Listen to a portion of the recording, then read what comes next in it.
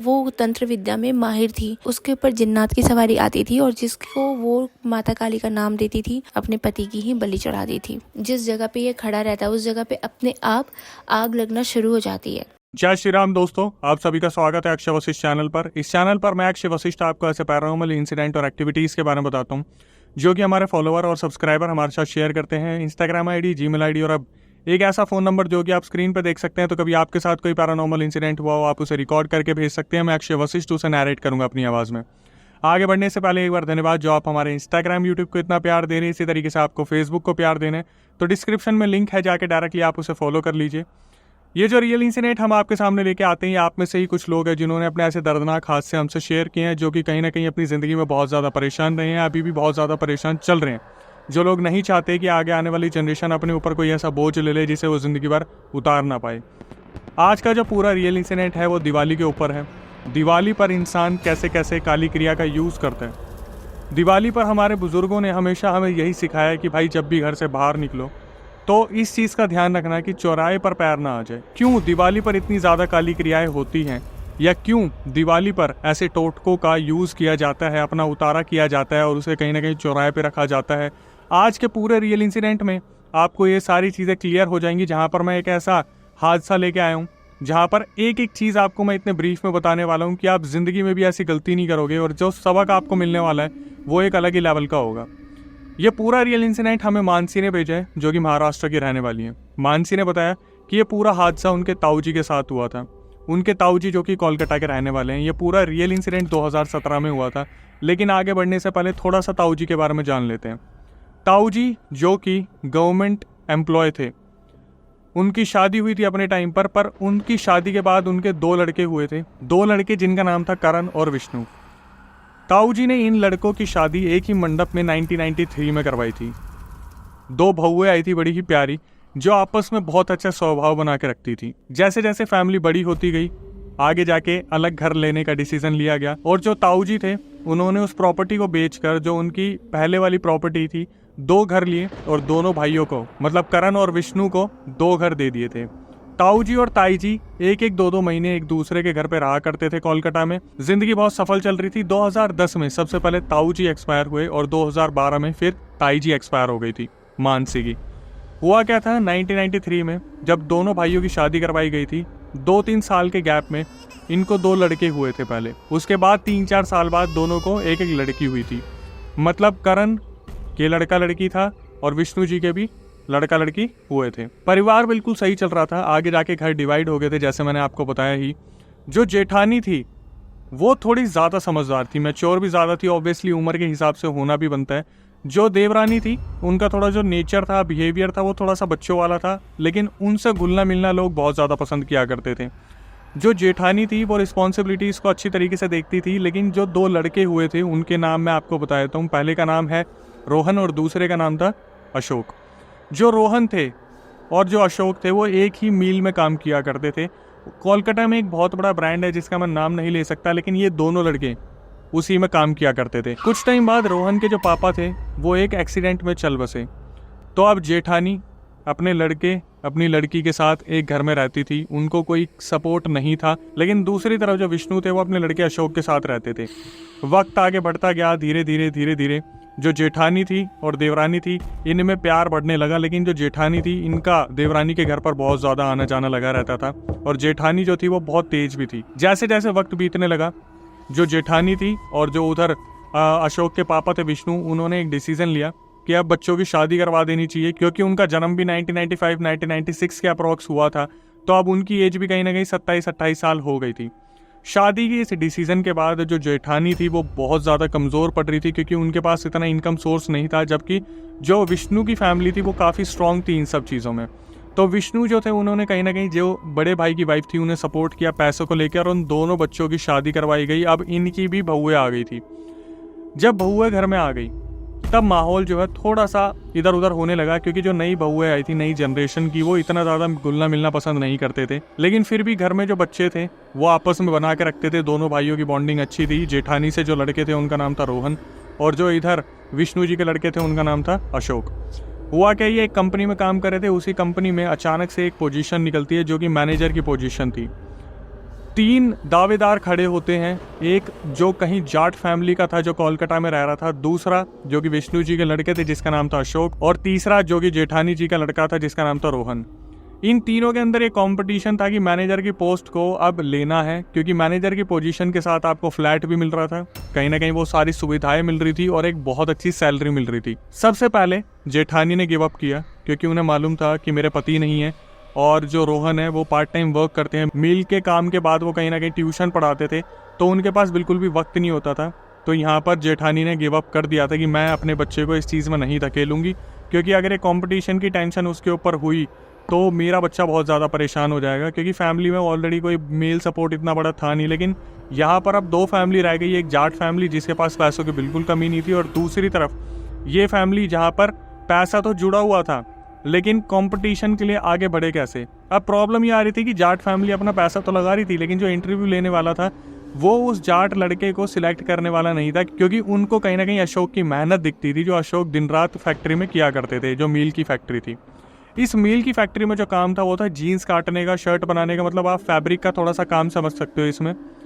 धीरे धीरे क्या हुआ, वक्त जब बीतने लगा तो अशोक को वो नौकरी मिल गई। जाट फैमिली जो थी इस चीज़ के पूरे अगेंस्ट में थी, और जो जेठानी थी उनके हाथ में तो कोई ऑप्शन था ही नहीं, तो जेठानी हमेशा घर पे कॉन्ग्रेचुलेशंस बोलने आती थी, कहीं ना कहीं प्यार दिखाने आती थी, और जो जाट फैमिली थी वो हमेशा अशोक को फ़ोन किया करते थे और उसे धमकी दिया करते थे कि तू इस पोजीशन के लिए बैकआउट कर ले, अगर तू बैकआउट नहीं करेगा तो फिर तेरे साथ दिक्कत हो सकती है।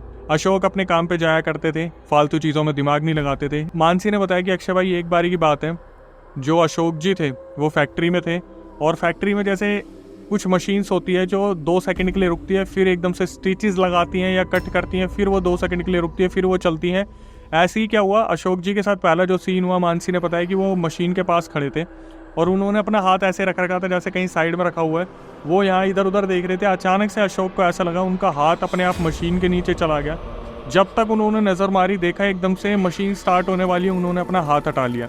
यहाँ पर अशोक जी को पहली बार ये चीज़ समझ में नहीं आई कि ये मेरे साथ हुआ क्या। अशोक ने आके अपनी मम्मी पापा को, अपनी वाइफ को ये सारी चीज़ें बताई कि मेरे साथ आज ऐसा ऐसा हुआ है। तो अशोक के पापा जो थे विष्णु, उन्होंने समझाया कि तेरे वहम होगा, ऐसा कुछ भी नहीं हुआ, ऐसा होता भी नहीं है, तू क्यों इतना सोच रहा, अपने काम पे जा, तेरी नई नौकरी है, मैनेजर की पोजीशन मिली है, हमने इतनी लड़ाई की है इस पोजीशन के लिए, तो तेरा अच्छे से काम करना बनता है। अशोक इस चीज़ को अपने दिमाग में डाल रहे थे कि अचानक से ये मेरे साथ हुआ क्या, और वो फिर दोबारा अपनी नौकरी को ज्वाइन करते हैं अगले दिन से, और फिर नॉर्मली सारी चीज़ें चलने लगती है। ये पूरा वक्त दिवाली के पास का था, दिवाली आने वाली थी। अशोक जी के साथ फिर एक हादसा हुआ, वो अपनी मील में खड़े थे और मील में खड़े होकर वो देख रहे थे कितने कपड़े कटे कितने नहीं कटे। जैसे ही उन्होंने इधर देखा कि मजदूर लोग काम कर रहे हैं, जब उन्होंने मुड़ के देखा तो उन्होंने देखा आग लगनी शुरू हो गई। वो इतनी बुरी तरीके से डर गए, उन्हें समझ नहीं आया कि ये हुआ कैसे। जब तक वो आग बुझाते, आग की लपटें इतनी तेज हो चुकी थी कि बहुत सारा एरिया जो था, जो अशोक जी के अंडर आता था, वो फूक गया।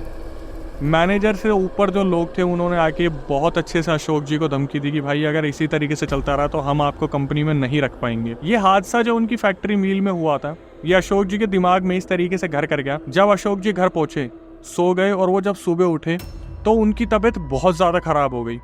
उनको समझ नहीं आ रहा था कि ऐसा क्या हुआ जिसकी वजह से तबीयत इतनी ज़्यादा ख़राब हो गई। 1 दिन का रेस्ट लिया गया, 2 दिन का रेस्ट लिया गया, तीसरे दिन उनको वॉमिटिंग हुई, और वॉमिटिंग में जो लिक्विड निकला वो ग्रीन कलर का लिक्विड था, और अशोक जी समझ नहीं पा रहे थे कि ये क्या हो रहा है। अब मेन मुद्दा यह है कि कंपनी की तरफ से बार बार कॉल आ रहे थे कि आप अगर अपनी पोजीशन पे वापस नहीं आएंगे तो आपकी जो नौकरी है उसे कहीं ना कहीं रद्द कर दिया जाएगा, और इस चीज़ का प्रेशर बहुत ज़्यादा था।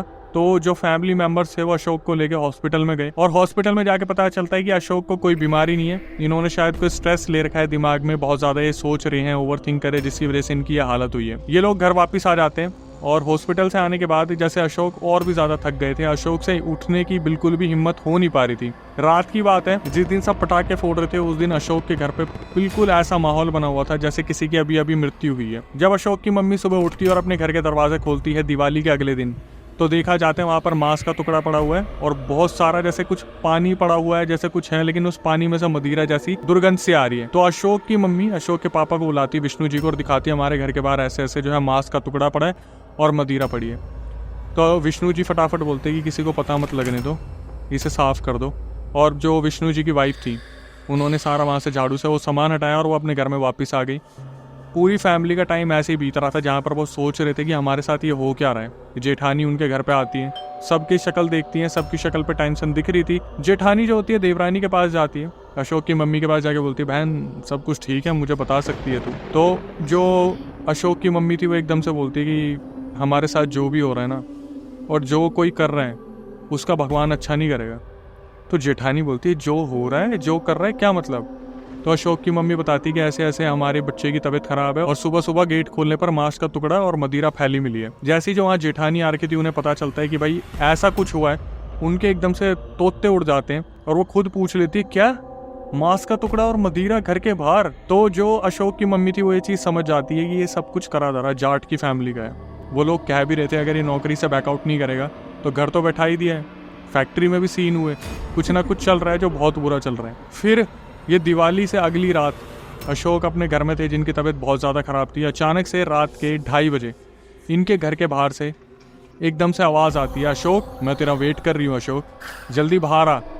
ये लोग बाहर निकलते हैं, सब बहुत डरे हुए थे क्योंकि आवाज़ सबको आ रही थी। गेट खोलते ही सामने जो पेड़ था, इनकी नज़र पड़ती है उस पेड़ पर एक औरत बैठी है जिसने सफ़ेद कपड़े पहने, जिसके यहाँ पर पूरे पर रक्त लगा हुआ है, और वो अपने बालों से इस तरीके से खेल रही है और बार बार बोल रही है, अशोक को भेजो, मैं अशोक को लेने आई हूँ, जितनी जल्दी हो सके अशोक को भेज दो, मैं अपना काम पूरा करके वापस जाना चाहती हूँ। ये लोग बहुत बुरी तरीके से डर गए। जो अशोक की मम्मी थी उन्होंने दरवाजे बंद करे और वो जाके सीधा अशोक के पास बैठ गई।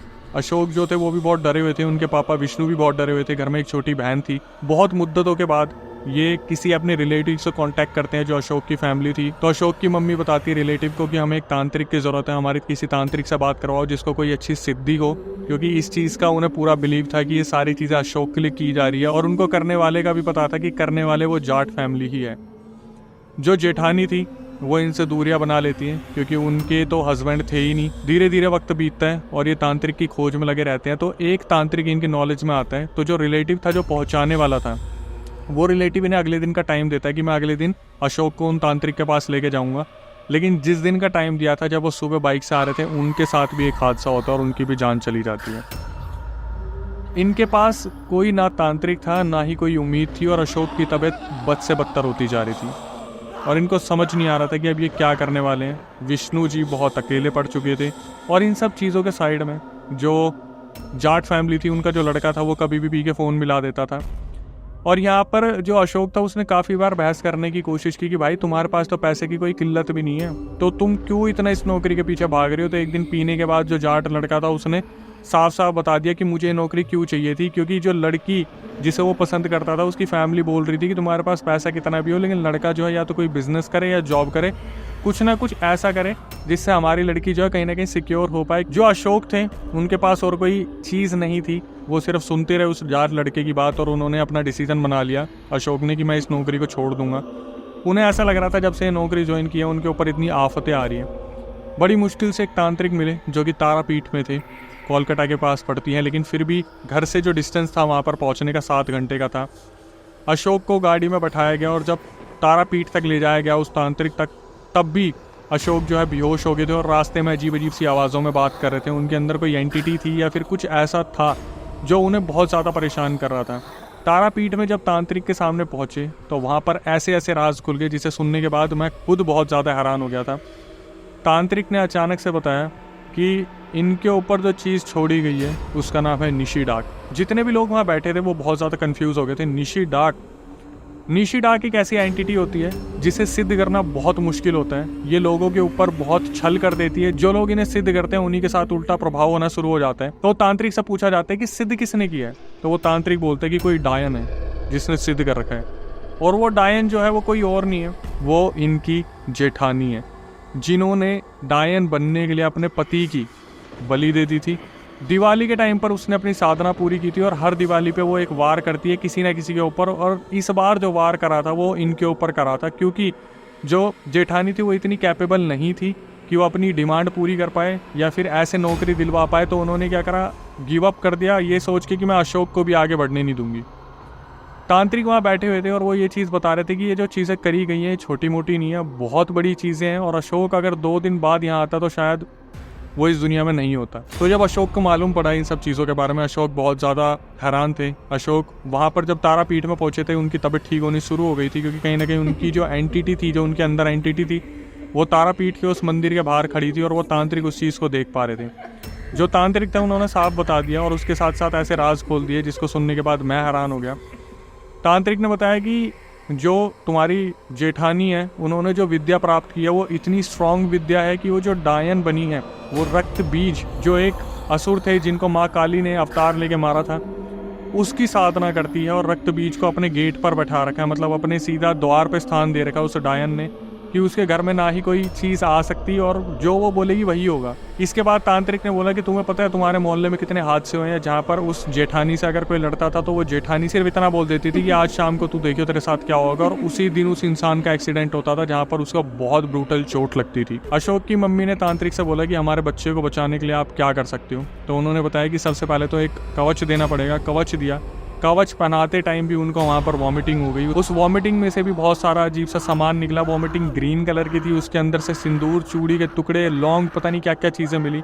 यहाँ से कवच देके उन्हें घर भेज दिया गया और फिर तांत्रिक ने बोला कि अब 10 दिन बाद मैं आपके घर पे आऊँगा, जब दिवाली का ये वक्त गुजर जाएगा। 10 दिन बाद जब तांत्रिक घर पे आए तो सबसे पहले तो तांत्रिक जो थे उन्होंने घर की हालत देखी तो उन्हें पता चला कि इस घर में बहुत सारा ब्लैक मैजिक का आइटम जो है अलग अलग जगह पर रखा गया है। जेठानी जो आती थी वो अपने मकसद से आती थी, उन्होंने वो मकसद पूरा कर रखा था। जो लड़की थी, जो अशोक की बहन थी, उसके बेड के नीचे भी कोई सामान डाल रखा था।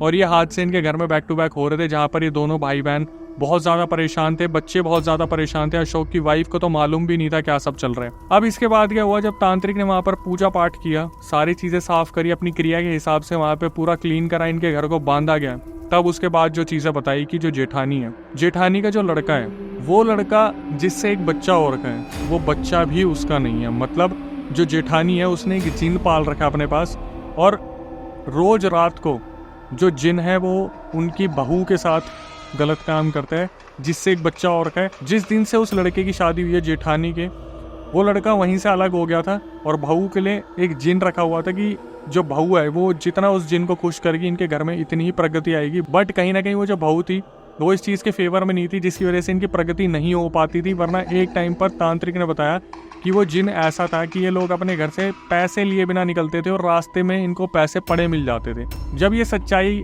अशोक की फैमिली को पता चली तो अशोक की फैमिली ने अपना पूरा घर जो है शिफ्ट कर लिया। मानसी ने बताया, अब इसके बाद ये इंसिडेंट सुनने के बाद मैंने अपने एक्सपर्ट से कनेक्ट करा जो मेरे साथ साइकिक मीडियम है, ये पूछने के लिए कि एक 7 घर छोड़ के वार करने वाला हादसा क्या होता है। तो डायन जो होती है वो दिवाली के टाइम पर जो वार करती है वो कभी खाली नहीं जाता।